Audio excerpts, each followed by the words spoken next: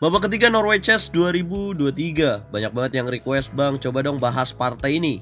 Yap, memang kita perlu membahas partai ini, teman-teman. Dua pecatur usianya masih di bawah 20 tahun, tapi saya punya prediksi mereka akan menguasai papan atas dunia percaturan, menggantikan eranya Magnus Carlsen. Ya, teman-teman, kita punya partai Abdusattorov Nodirbek melawan Alireza Firuza. Nodirbek merupakan juara Champion Chester Chess Kid Cup sebelumnya, dan Alireza Firuza saat ini ya memegang sebagai peringkat 2 dunia di bawah Magnus Carlsen. Abdusattorov memulai dengan langkah D4, Alireza menjawab dengan D5, putih C4. Queen Gambit ditampilkan, teman-teman. Tapi Alireza menolak dan dia memilih langkah C6, merubahnya menjadi Slav Defense. Putih kuda F3, hitam kuda F6, putih kuda C3, dan hitam E6. Nah, kalau misalkan strukturnya 3 pion seperti ini, teman-teman, ini merupakan pertahanan semi Slav defense. Putih E3, hitam kuda B ke petak D7, putih gajah E2, dan hitam gajah D6. Putih B3, hitam B6, putih gajah B2, hitam gajah B7.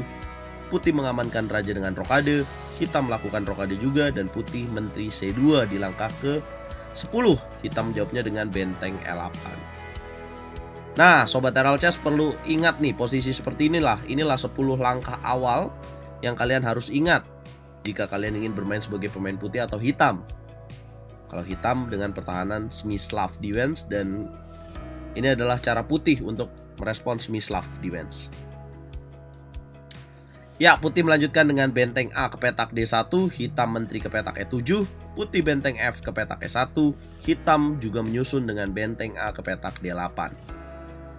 Masih dengan perkembangan bobo catur, Abdusattorov lanjutkan dengan H3, hitam H6, putih gajah F1, dan disinilah langkah ke-14, Alireza mulai menekan dengan gajah A3. Putih memukul pion di petak D5, hitam memukul balik dengan pion E, dan putih melakukan pertukaran gajah, kemudian benteng B1. Benteng B1 bukan hanya memindahkan benteng, teman-teman, tapi punya tujuan langkah B4 mengunci menteri di petak A3. Alireza langsung merespon taktis dengan A5. Putih gajah D3, hitam menarik mundur menteri E7, putih menteri B2. Yap, putih coba mendobrak dari jalur B. Alireza kuda ke petak E4. Putih benteng B ke petak C1. Alireza mulai memainkan langkah-langkah magicnya dengan kuda G5. Terjadi pertukaran kuda yang diterima oleh Abdusattorov. Kemudian putih kuda 4, Alireza benteng E6. King hunting atau perburuan raja dimulai. Putih menteri ke petak E2. Teman-teman, kalau kalian jadi Alireza Firuza, apa langkah yang akan dimainkan kira-kira? Alireza mendobrak dengan langkah C5. Boom! Putih memukul pion di petak C5, dan Alireza mendobrak dengan langkah D4. Boom! Ada ancaman skakmat di petak G2. Putih menteri G4, hitam menteri ke petak E7, putih gajah F5, hitam kuda F6 mengancam menteri, putih menteri E2, benteng ke petak E5 hitam mainkan, dan putih mengancam balik dengan C6. Alireza, gajah memukul pion C6, putih benteng memukul gajah. Alireza memukul pion E3. Boom! Penuh taktik ya, teman-teman ya. Dia tidak mau kembali makan gajah di petak F5. Dia punya tujuan benteng ke petak D2, menambah tekanan pada petak F2. Putih raja F1. Hitam benteng memukul gajah F5. Putih menteri memukul E3. Hitam menteri D7 jelas menolak pertukaran menteri. Putih menarik benteng ke petak C1. Hitam benteng E8. Putih menteri memukul pion B6. Dan bagaimana cara kalian lanjutkan serangan kalau kalian jadi Alireza Firuza? Congratulations kalau kalian menemukan langkah yang sama, kuda M4. Boom! Menekan pion F2. Abdusattorov benteng C ke petak D1, dia lakukan blunder. Dapatkah teman-teman temukan langkah yang tepat untuk hitam supaya unggul besar? Kuda F2 dong bang. Mantap sekali teman-teman. He sacrificed the queen. Tapi putih tidak berani. Apabila putih memukul menteri, apa jawaban hitam? Maka ada jawaban jalan kuda memukul pion H3. Boom. Menteri harus menutup. Benteng memukul menteri, skakmat. Itulah kenapa putih. Benteng memukul benteng L8, menteri memukul benteng, dan yap, Abdusatorov, menteri memukul kuda. Langkah ke-36, hitam merespon dengan menteri B5, putih raja G1, dan terjadi pertukaran benteng dan menteri. Nah, apakah ini seimbang teman-teman? Dengan putih memiliki raja, benteng, dan kuda, kemudian 4 pion, sementara hitam raja, menteri, dan 4 pion?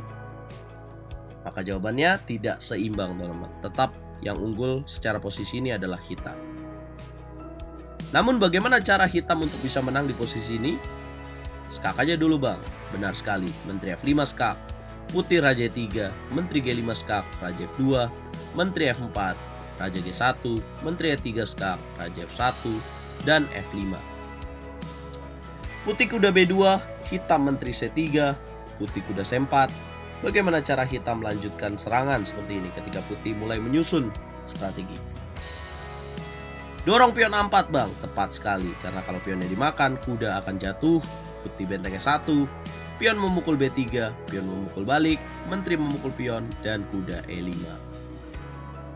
Ya ini juga masih susah ya teman-teman ya. Gimana cara cara hitam untuk mendobrak posisi ini? G5 dong, betul sekali. G5 dimainkan. Putih kuda F3, raja G7, raja harus membantu serangan. Putih raja F2, hitam raja F6, langkah ke-50, putih G4. Blunder kembali dilakukan oleh Abdusatorov, hitam menteri B6 skak, raja G3, menteri D6 skak, raja F2, pion memukul G4, pion memukul balik, dan menteri F4. Ya, putih memang harus mengambil pion di petak G4 ini. Ya, putih benteng H1, hitam raja G7, putih benteng G1. Ada langkah menarik, Alireza mainkan langkah ke-55, H5, boom. Yang kalau dimakan ada jawaban langkah G4. Putih raja G2, hitam pion memukul pion G4, putih kuda 1, hitam G3, putih benteng F1, menteri E3, putih raja H2. Dapatkah kalian temukan langkah kemenangan di langkah ke-59 untuk Alireza Firouzja teman-teman? Yap, congratulations, langkahnya adalah menteri F2. Sangat smooth, sangat mematikan. Putih menyerah. Ya kenapa? Karena kalau dilanjutin dengan benteng ke petak H1, maka hitam akan lanjutkan dengan G4, raja memukul pion G4, dan akan menjadi jawaban G2.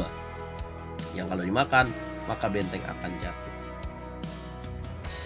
Nah, sementara ketika putih memilih benteng H1, G4, apabila raja ke petak H4, maka akan ada jalan G2, skak, dan mendapatkan benteng. Alireza terus naik ya ke peringkat atas. Padahal dia di babak pertama dikalahkan oleh Gukesh Dumaraju. Aduh, prediksi saya mulai kena lagi nih.